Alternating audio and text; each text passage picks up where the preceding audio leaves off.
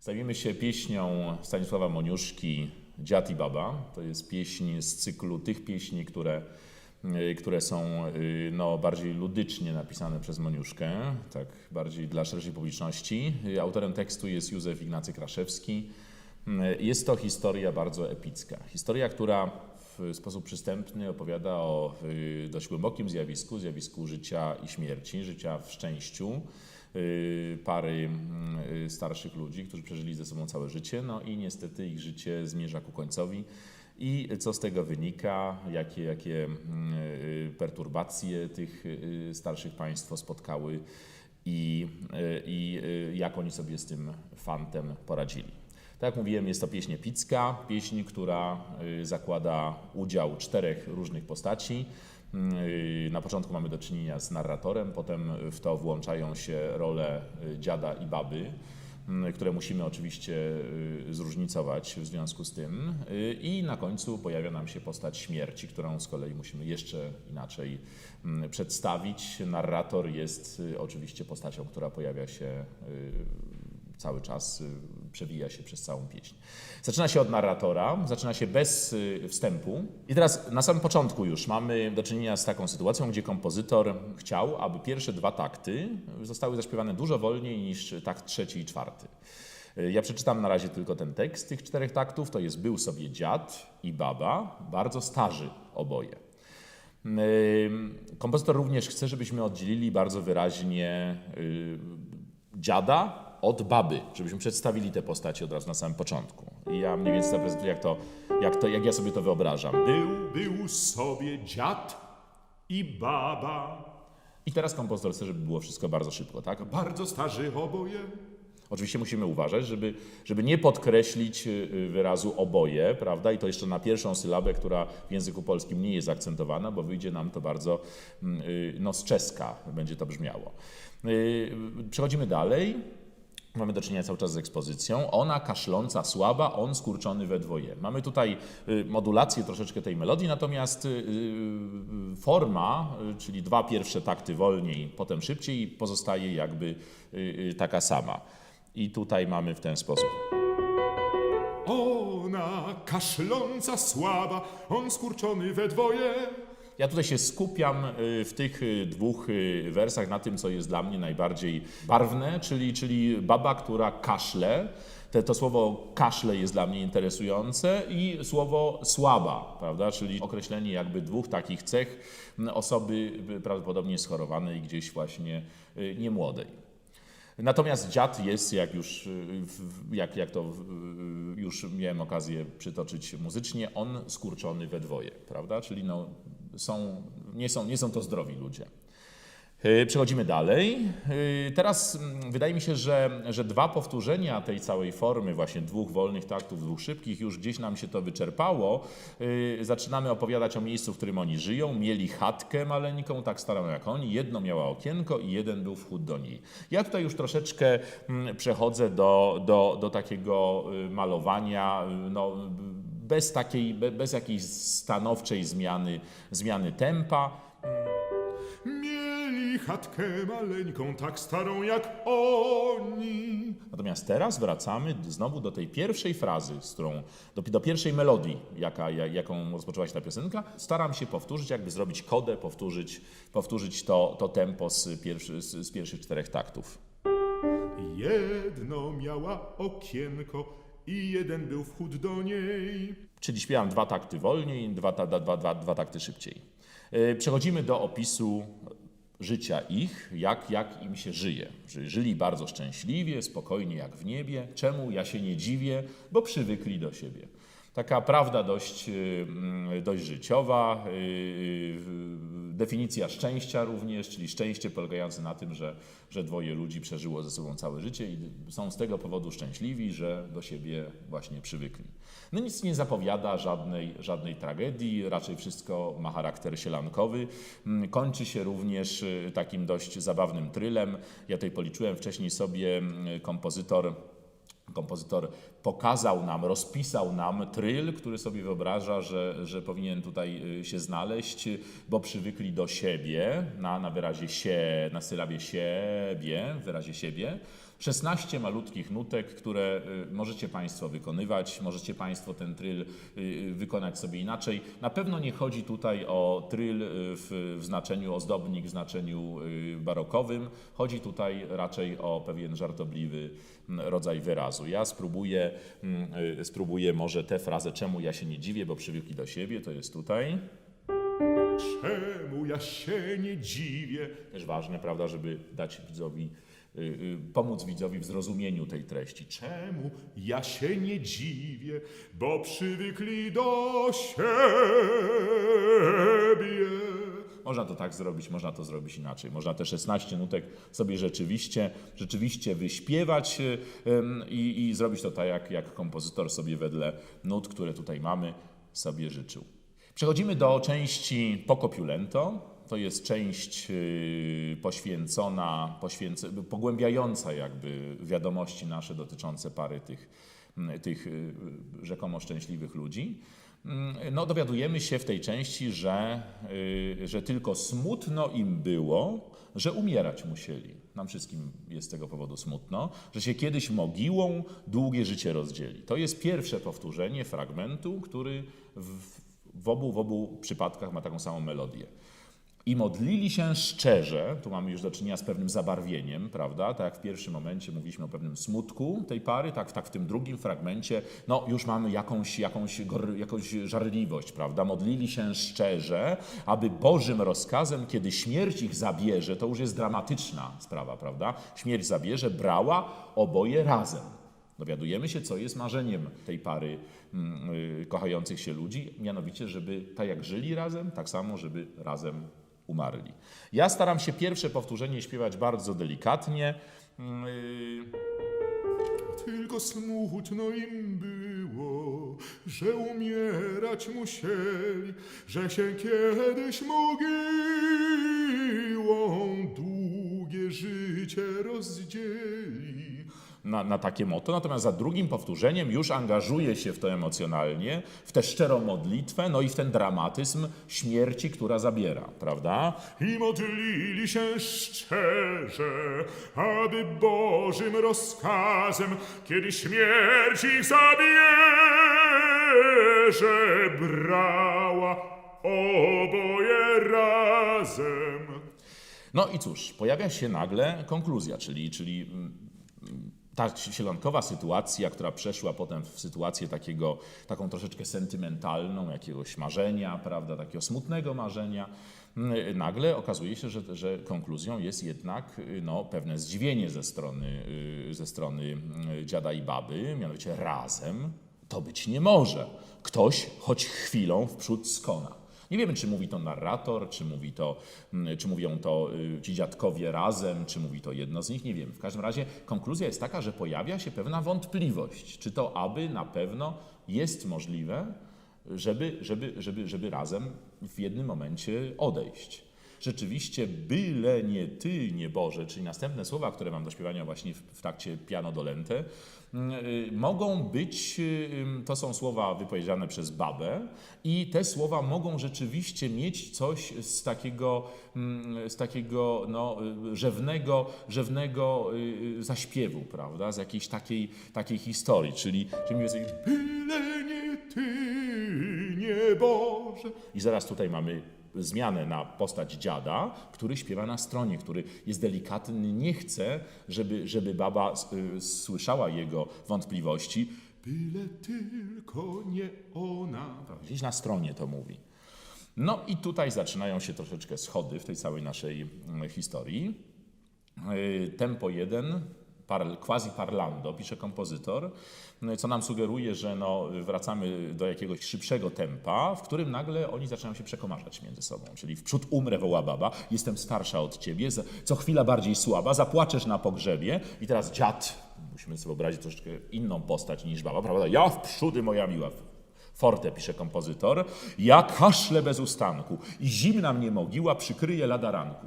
Zaczynają się przekomarzać, prawda, kto z nich ma być tą pierwszą osobą, czyli kto ma być tą osobą, która jakby będzie w gorszej sytuacji zejścia wcześniejszego. Ale przy tej okazji pojawia się Inny problem, mianowicie taki, że ta osoba, która chce wcześniej umrzeć, życzy tej osobie, która pozostanie dłużej, żeby ona z powodu tego odejścia swojego ukochanego wcześniej cierpiała. Więc mamy to troszeczkę zgrzyt w tej całej sielance, w tym całym związku. Mamy zgrzyt i to rzeczywiście ten zgrzyt doprowadza w systemie drugim, na stronie 5 tej pieśni, mnie wprzódy, mnie kochanie, mnie mówię, dość już tego, aż do takiego stwierdzenia, dość już tego, prawda? Dla ciebie płacz zostanie, a tobie nic. Dlaczego? Czyli do sytuacji, w której już nie życzymy sobie nawzajem tak bardzo dobrze, tylko dochodzi do regularnej kłótni między tą parą tak kochających się wcześniej ludzi. Mnie wprzódy, mnie kochanie, mnie mówię, dość już tego, dla ciebie płacz zostanie, a tobie nic, dlaczego? Czyli pewnego poczucia niesprawiedliwości, pewnej sprzeczki, kłótni. Mamy wyraźnie napisaną cezurę przez kompozytora w trzecim systemie na stronie 5. Più lento e cantando. Pisze kompozytor, sugeruje, że oczywiście mamy do czynienia z pewnym komentarzem narratora, który, jak to w takich sytuacjach często bywa w takich opowieściach, mówi i tak dalej, jak zaczęli się kłócić, tak się z miejsca porwali, chatkę chcieli porzucić. Pokłócili się w zasadzie na śmierć i życie. Chcieli od siebie odejść. Po tym całym spędzonym wspólnie życiu w tej malutkiej chatce z jednym okienkiem i jednym wejściem do tej chatki. Czyli to jest komentarz, prawda? Ten komentarz Tak dalej i dalej, jak zaczęli się kłócić, tak się z miejsca porwali, chatkę chcieli porzucić. Na końcu tej frazy możemy zasugerować, jak oni się na siebie obrazili, prawda? Jaka wielka to była obraza. I pewnie doszłoby do tego rozstania, gdyby nie fakt, że pojawiła się nowa osoba. Na stronie 6 pojawia się zupełnie nowa muzyka, nowy klimat. Z początku jest to narrator, który opowiada nam o tym, co się dzieje. I mamy tutaj pianissimo napisane przez kompozytora, misterioso, pianissimo misterioso. No wiadomo, że już na coś się zanosi, prawda?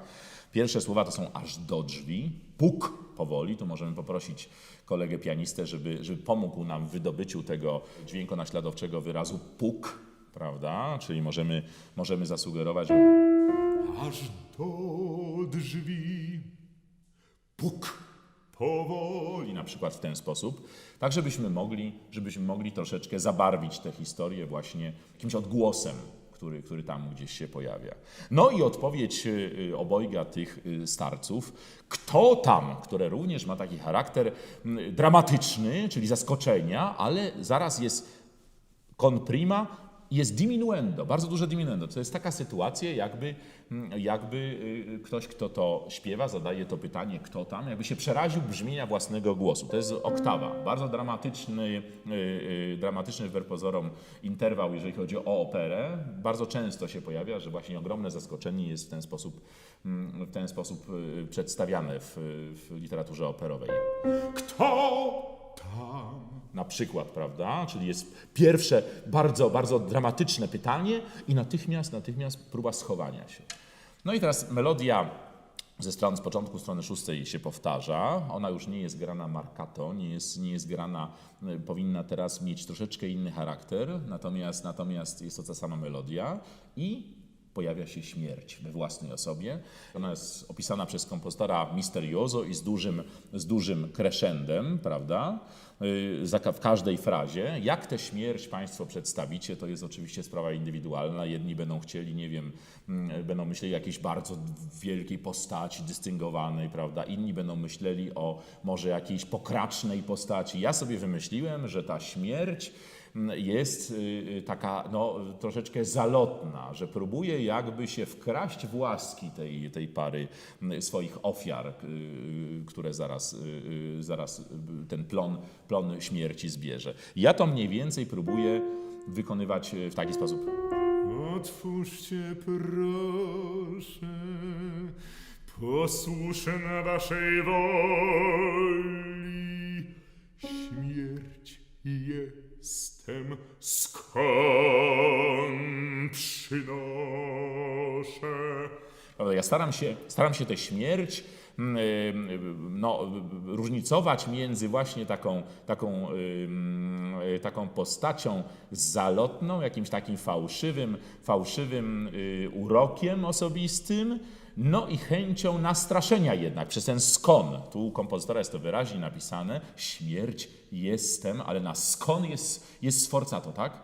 Skon przynoszę. Możemy to zrobić tymi spółgłoskami SK bardzo wyraźnie i potem jest jeszcze do tego szesnastka, prawda? Skąd przynoszę. To wszystko jest moim zdaniem napisane w ten sposób, żeby zbudować pewną dramatyczną atmosferę. No i jak reaguje teraz dziad i baba w tej całej historii? Otóż reagują bardzo dramatycznie, czyli z tej całej deklaracji wcześniejszej, że ja umrę w przódy, prawda, ty zostaniesz, ty będziesz jeszcze żyła, ja się poświęcę dla ciebie, takie jest motto tej wypowiedzi. Nagle się okazuje, że jednak idź babo, drzwi otworzyć, to idź sam słowa, że oni się przekrzykują. Jedno każe drugiemu te drzwi tej śmierci otwierać. Nie chce umrzeć, prawda? To bardzo ludzkie zachowanie, typowe, no bo wszyscy boimy się tej śmierci, która jest nieuchronna, ale wszyscy odczuwamy przed nią strach. I ta część tempo 1 quasi parlando na stronie 6 taka jest, czyli jest to bardzo szybka część, taka zapędzona, gdzie oni próbują właśnie gdzieś się już chować przed tą śmiercią, uciekać przed tym wszystkim. Idź babo, drzwi otworzyć, idź sam, ja słaba, ja pójdę się położyć, odpowiedziała baba, prawda? Fi! Tu mamy z kolei przez kompozytora zaproponowany wyraz fi, on już w tej chwili nie obowiązuje w naszym języku, ale wyraz zaśpiewany czy wyrażony dyszkantem. Ja to rzeczywiście próbuję tak stosować. Ten dyszkant, on nie musi być ładny, chodzi o pewien dramaturgiczny wyraz, prawda? Czyli śmierć na słocie stoi i czeka tam nieboga, idź otwórz z łaski swojej, ty otwórz moja droga. Czyli mamy wymieszanie postaci narratora z postacią baby i dziada z ich rolami. Ty otwórz moja droga, konfuria pisze wręcz kompozytor, czyli chce, żeby to było bardzo dramatyczne, prawda? Ten strach jest ogromny. No i teraz cóż, wracamy do początku, jakby muzycznego początku tej pieśni. Baba za piecem z cicha. Kompozytor sugeruje, żebyśmy tutaj zrobili ritenuto, czyli żebyśmy wrócili do tempa 1 z początku pieśni, czyli znowu zaśpiewali 2 takty wolniej i potem prawdopodobnie szybciej, a tempo, tak jest napisane. Myśmy z Lechem doszli do wniosku, że jednak powinniśmy zachować ten nastrój pogoni, nastrój chęci schowania się, kryjówki i dlatego zachowujemy dynamiczne oznaczenia, czyli Baba za piecem z cicha, kryjówki sobie szuka. bardzo ważne kryjówki, żeby ten wyraz wyciągnąć, a jednocześnie nie starać się śpiewać z obcym, na przykład czeskim akcentem w sensie akcentowania pierwszej sylaby, kryjówki, prawda? Kryjówki. Jest trudne, to jest wpisane w tę pieśń, te akcentowania niewłaściwych sylab, to jest też część takiej tradycji ludycznej. No też pozostawiam Państwa ocenie, czy należy to jakby jeszcze bardziej podkreślać, czy należy właśnie próbować śpiewać to bardziej po polsku. Dla mnie bardzo ważnym jest to, żeby zaśpiewać właśnie kryjówki, żeby to kryjówki wydobyć, żeby to było zrozumiałe. Dziad pod ławę się wpycha. I dopiero tu mamy w naszej interpretacji zwolnienie. A śmierć stoi i puka. Tu robimy zwolnienie. No i mamy kodę, w której pojawia się konkluzja, że ta śmierć i byłaby lat 200 pode drzwiami tam stała, lecz znudzona nareszcie kombinem wleść musiała. Ja śpiewam początek tej frazy forte, tak jak napisał kompozytor, czyli ta śmierć jakby okazuje się w pełnej swojej okazałości, nie jest już ani zalotna, ani jakaś taka chcąca podejść oboje tych starszych ludzi, jest nieuchronna. Czyli śpiewam forte, natomiast ostatnią frazę, lecz znudzona nareszcie, sugeruje się tym, co jest w tekście napisane, czyli ta śmierć jest troszeczkę znudzona, wykonuje swoją normalną pracę, normalną czynność. Jak nie wejdzie drzwiami, to wejdzie kominem. I niestety śmierć tych dwojga starszych ludzi według ich życzenia, czyli w jednej chwili zakończy. Ja to wykonuję mniej więcej te ostatnie 2 frazy.